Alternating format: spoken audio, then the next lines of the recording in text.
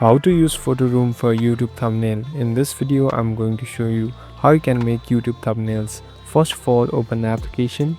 Now here on the top at the search bar, simply search for YouTube thumbnail. So different option will pop up here. So as you can see, there are different options available. Now select the one that you want to equip.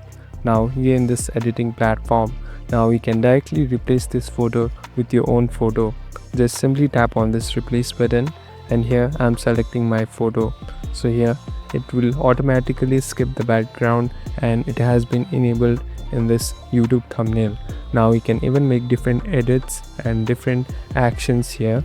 Here simply select the photo and here you'll be able to use different tools. At last, export the photo and you'll be done. Thank you for watching this video. I hope this video will help you.